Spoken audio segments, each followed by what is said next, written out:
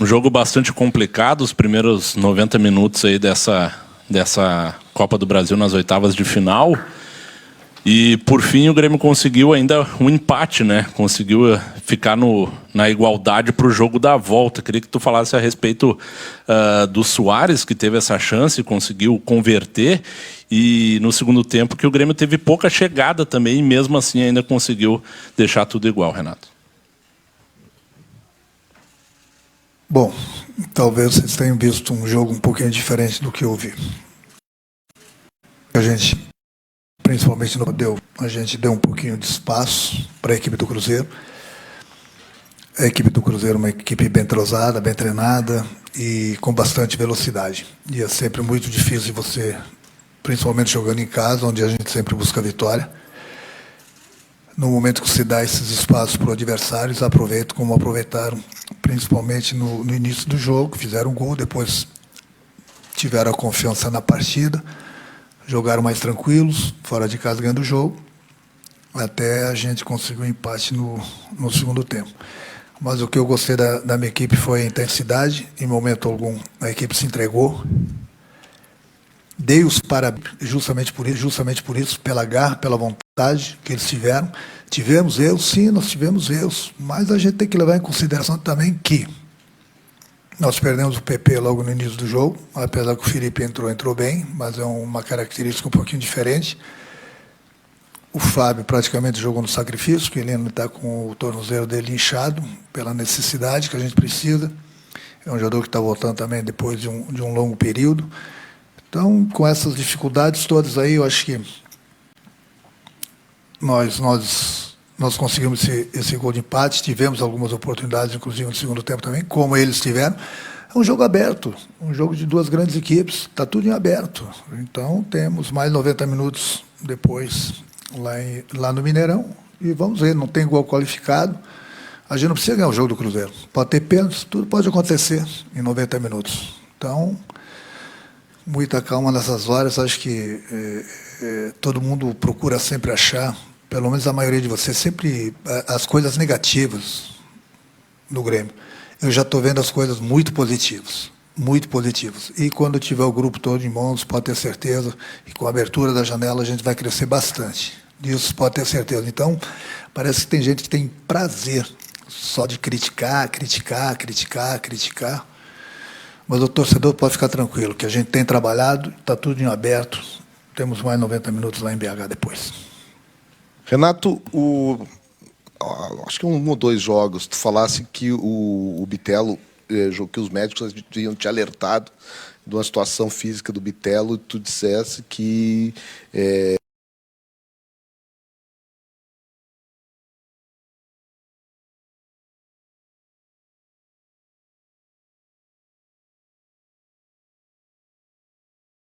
apresentou de novo um problema de lesão, ele já não tinha conseguido jogar toda a outra partida. E não sei nem se a lesão é no local semelhante. Isso aí eu deixo até para ti nos confirmar. O Bitelo, em que condição ele está? Porque ele passou todo o segundo tempo, do momento em que ele foi ali para o lado direito, deu para ver muito claramente que ele passou praticamente todo o tempo final do jogo com a mão na virilha, na parte superior da perna, na virilha pelo lado esquerdo. Ele já é um jogador que vem despertando algum cuidado. Como estão a situação desses jogadores? O PP foi escalado no sacrifício também. Quem está jogando no sacrifício do Grêmio? O sacrifício que eu digo, por exemplo, o Fábio. O Fábio, ele é uma dor suportável, mas com o tornozelo inchado. O PP, ele jogou quase que 70 minutos diante do Bragantino. Chegou na beira do campo, falou para mim, chega, não dá mais, Fortaleza, desculpa, cansei, pode me tirar. Era normal, pelo longo período que ele vinha parado, e jogou muito, diga-se de passagem. Ele continua, digamos assim, com desconforto naquela perna dele, mas tem treinado e jogou 70 minutos. Então ele foi para o jogo hoje. Infelizmente, ele sentiu no início do primeiro tempo. Para falar a verdade para você, do Fábio, falei, ele ainda não sei se ele sentiu no mesmo local, se é um local diferente, o que ele sentiu. Agora no vestiário que eu vou conversar com ele, amanhã ele vai fazer provavelmente o exame e a gente vai ver o grau da lesão dele, se é mesmo, se é em outro local, enfim. Então é por isso que eu digo, com todos os nossos problemas, a gente está aí, a gente está brigando, a gente está indo. Tanto na Copa do Brasil como no Campeonato Brasileiro.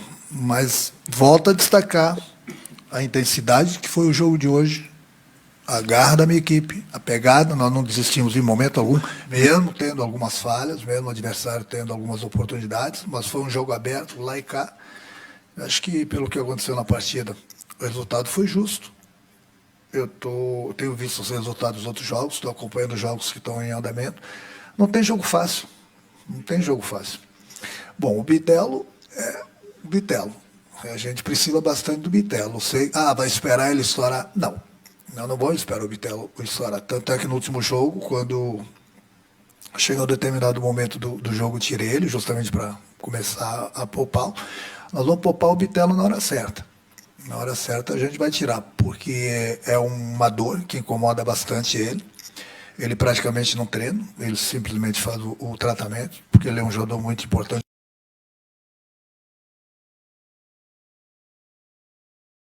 Um tipo de lesão que é uma dor, que em alguns movimentos ele sente bastante. Mas não é uma lesão que possa estourar, digamos assim, entendeu? Um estiramento. Mas é um jogador que a gente está tendo todo o cuidado com ele, sim. Ele praticamente só joga. Conversar com ele de novo. Tanto é que ele acaba os jogos, né? E no dia seguinte ele sente bastante dores, como está sentindo agora. Amanhã provavelmente vai sentir dores, vai fazer o tratamento. Faz parte.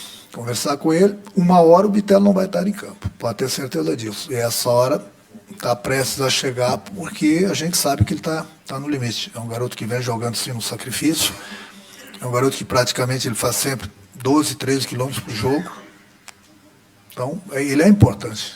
Ele é muito importante. Mas nem por isso a gente vai cometer loucuras com ele. Renato, aqui. Eu queria entender de você. Você acredita que esse esquema com cidade, ele teve um prazo de validade? Você acha que as atuações boas no Campeonato Gaúcho com esse esquema acabaram fazendo você pensar que esse time poderia render em um nível acima? E você acabou percebendo que não conseguiria manter o nível de atuações lá atrás? Ou o problema da velocidade sempre foi um problema que você já diagnosticou lá atrás, quando o time estava rendendo no Campeonato Gaúcho? Não, eu já estava rendendo.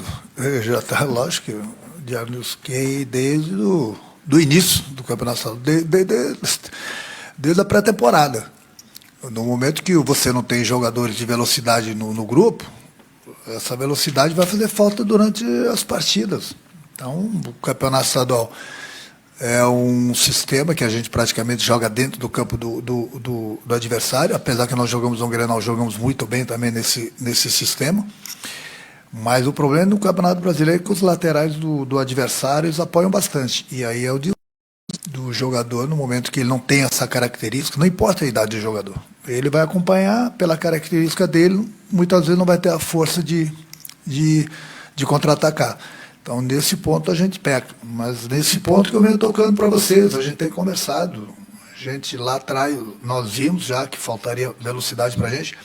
Estava difícil encontrar os jogadores, e quando nós encontramos, estava difícil trazer por causa da parte financeira. Eu mesmo tenho conversado com alguns jogadores e vamos ver no meio do ano o que vai acontecer. Esse problema a gente tem, a gente sabe desse problema. Você vê que todos os adversários que têm jogador de velocidade facilita, porque no momento que você tem velocidade, você consegue os espaços que o adversário te dá. Se você não tiver de velocidade, não adianta nada. Você tendo velocidade é um adianto muito grande. Mas a gente ficar lamentando agora. O nosso grupo, se aí, eu volto a repetir, nosso grupo é bom, só falta esses jogadores com essas características. Então vamos aguentar mais um tempo e ver o que acontece na abertura da janela. Renato, esses 2 últimos jogos contra o Fortaleza e contra o Cruzeiro apresentaram situações semelhantes, que foram os adversários dificultando bastante a saída de bola do Grêmio de trás. Por várias vezes o Kahneman ficava com a bola e aí sem alternativa, tinha que estar jogando a bola direto para frente. Isso é algo que te preocupa? Isso é algo que está dentro da questão do esquema também, que o adversário entendeu a questão desse esquema que tu tá tendo que utilizar, e dentro dessa preocupação que tu tens de não ter o jogador de velocidade, isso também é algo que te preocupa? A gente treina bastante tipo de saída de bola, mas é que eu falo, o adversário quase sempre fecha o nosso lado direito, saída de bola, e deixa o lado esquerdo com o Cânimo. E mesmo que a gente consiga quebrar essa primeira linha do adversário, muitas vezes a gente tem o espaço, mas não tem a velocidade. Então não adianta ficar tocando sempre na mesma tecla, entendeu? De jogadores de velocidade, coisa que todos os outros times têm. Quebram a nossa primeira linha, eles têm os espaços para jogarem por causa da velocidade. A gente treina, mas mesmo com a saída do Cânimo aí, muitas vezes a gente encontra alguma saída, muitas vezes ele é obrigado a dar o chutão. Faz parte, porque é o que eu falei, como a gente treina e vê as deficiências dos adversários e a qualidade do adversário também, eles também estudam o Grêmio. Faz parte. Enquanto a gente não tiver esses jogadores para a gente começar a treinar outros tipos de jogadas, mais ou menos vai ser por aí. Ou a gente tenta ser jogando, e é um risco. Tem horas que tem que dar o chutão, por isso que, por exemplo, o Diniz tem uma qualidade que ele não quer, a qualidade dele, que não quer que o jogador dele dê chutão. Eu já sou diferente. No momento que apertar, tem que dar o chutão, porque eu não vou arriscar saindo de trás, dentro da área, próxima área, no toque de bola e arriscar uma perda de bola. Então tem horas, por isso que o Cânimo dá o chutão, porque o adversário fecha, marca, e aí não tem os espaços para ser jogando. Não tem os espaços para a gente quebrar essa primeira linha do adversário. Então, na dúvida, tem que quebrar. Mas, se tiver o jogador de velocidade lá na frente, aí a situação começa a ser diferente. Porque no momento que o adversário sobe as linhas para nos marcar dentro do nosso campo, vai sobrar espaço lá atrás. Nesse chutão, se você tiver velocidade, você pode pegar o adversário. Mas no momento, nós não temos essa velocidade. Renato, a gente ouviu da arquibancada na arena aplausos e vaias ali no final do jogo. O torcedor ele sai um pouco decepcionado, aparentemente. E você fala sobre fato novo, né? Um time mais encorpado apenas a partir da janela, mas o jogo da volta é no final desse mês e até lá você não terá novos jogadores. Partindo do princípio que você parabenizou o grupo e gostou da intensidade do jogo de hoje, como é que o torcedor do Grêmio vai acreditar numa classificação nas oitavas de final para a próxima fase agora, no final do mês, sendo que o retrospecto recente não é nada positivo e é até com críticas suas aqui, dizendo que não gostou do desempenho da equipe? Hoje eu não falei isso. Não, recentemente eu disse. Não, teve altos e baixos. É hora de criticar, eu critico. Não espero vocês falarem um monte, uns que outros aí, né? Que a gente sabe por que uns que outros criticam bastante, pegam no pé de um de outro. A gente sabe porque quem vive no futebol, quem é malandro do futebol, a gente sabe porque uns estão aborrecidos ali fora. Mas a gente entende quem vive do futebol. As críticas, quando faço críticas para o meu time, no caso que eu falei altos e baixos, eu critiquei lá atrás, critiquei entre aspas, dizendo que nós tivemos altos e baixos. Hoje, o jogo foi muito intenso. Hoje eu estou elogiando a minha equipe pela entrega. Pela entrega que eles tiveram dentro do campo. A gente não pegou qualquer adversário, ainda tivemos o gol do adversário logo no início do jogo, mas a equipe do Grêmio não se entregou em momento algum. Nós lutamos, nós brigamos, o adversário teve algumas situações de gol, nós tivemos outras situações de gol. Quando eu falo que o jogo está em aberto, aí você vai falar assim, qual a esperança que o torcedor do Grêmio tem? O torcedor do Grêmio tem esperança no nosso grupo. Simplesmente isso. Não tem gol qualificado, o jogo foi 1-1, tem mais 90 minutos, e em 90 minutos tudo pode acontecer. Esse mesmo time aqui, nós jogamos contra o Cruzeiro lá pelo Campeonato Brasileiro, o jogo foi duríssimo, foi 1-0, um gol espírito que o Cruzeiro achou. Por que a gente não pode chegar lá e fazer gol também? Então, nós não somos obrigados a ganhar o jogo do Cruzeiro. O Cruzeiro, para passar de fato, tem que ganhar pelo Grêmio. Se ele não ganhar e a gente não ganhar, tem pênalti. Então tem 90 minutos. Eu já vi muita coisa acontecer em futebol. Agora, você está falando que o Cruzeiro vai passar pela gente, pelas tuas palavras aí. Pelas tuas palavras aí, faça as suas apostas. Depois dos 90 minutos lá, pode até acontecer isso. Mas é você que está falando. Eu confio plenamente no meu grupo. E em 90 minutos já vi muita coisa no futebol acontecer. Muita coisa no futebol acontecer. Muita gente, por exemplo, criticou a nossa equipe lá, que deveriam criticar mesmo, contra o Palmeiras, que nós somos 4, nós tivemos 3 jogadores depois de um mês praticamente sem jogar, na grama sintética, jogadores voltando de lesão, tomamos 4 gols, concordo, que foi um chocolate que nós tomamos, sim. Fortaleza, que é o Fortaleza, está todo mundo elogiando, hoje tomou 3, com o time completo. Então, futebol, meu amigo, você que está começando, tem 90 minutos, não é só no jogo do Grêmio, tem muita coisa que você tem que aprender no futebol. Muita coisa, vai por mim. E em 90 minutos, muita coisa pode acontecer, contra e a favor. Não estou falando que você não sabe, não. Estou falando que pela tua idade, você é muito novo e com o tempo vai te ensinar as coisas do futebol. Renato, o primeiro tempo do Grêmio foi tecnicamente, né, ruim, né? Os jogadores tecnicamente foram muito abaixo. Eu vejo até que o time do Cruzeiro é um time mais intenso do que técnico, e aí eu acho que o Grêmio acabou se equalizando também no primeiro tempo com o Cruzeiro nesse sentido, né? Acabou ficando bastante abaixo, o que possibilitou várias chances de gol do Cruzeiro, inclusive. E aí tem sempre essa dificuldade para tu montar o time, porque hoje jogaram, por exemplo, 2 laterais que são pouco intensos, voltando de lesão. E o Grêmio tomou bastante bola nas costas, tanto do Fábio quanto do Reinaldo. Quando tu faz essa escolha por esses laterais, tu pensa também, obviamente, no menino da base, que é o Thomas Luciano, que tem menos experiência e fica uma dicotomia provavelmente na tua cabeça. O que fazer, né, para o Grêmio se manter, digamos assim, intenso dentro do jogo e não dar tanta chance para o adversário, principalmente nas costas dos laterais, porque o Grêmio não tem pontas para fazer aquela cobertura juntamente com os laterais. Como que foi esse pensamento para te montar esse time hoje com esses 2 jogadores voltando de lesão? Você falou tudo, os jogadores voltando de lesão, o Fábio praticamente jogando no sacrifício e muita velocidade pelo lado dele. O problema não é tomar a bola nas costas. Não é tomar a bola nas costas. O problema é a gente diminuir o cara da bola, para que essa bola não chegue nas costas dos meus laterais. É simples o futebol. Se você deixar, é a coisa que eu mais martelo em todos os meus grupos, não é só nesse grupo aqui. O cara da bola não pode pensar. Porque se você der espaço para o cara da bola, ele vai achar as costas dos nossos laterais, as costas do nosso zagueiro, as costas dos nossos volantes. O cara da bola não pode pensar. Essa marcação que a gente fez, principalmente hoje no primeiro tempo, que faltou a intensidade, nós damos muito espaço à equipe do Cruzeiro e eles souberam aproveitar. Foi o mesmo espaço que a gente deu para o time do ABC, aqui dentro de casa, que eles se criaram, fizeram o gol, entendeu? A gente estava dando bote sempre errado, chegando atrasado, deixando o adversário dominar a bola para diminuir o espaço. Naquilo que tentava diminuir o espaço, eles já achavam alguém nas nossas costas.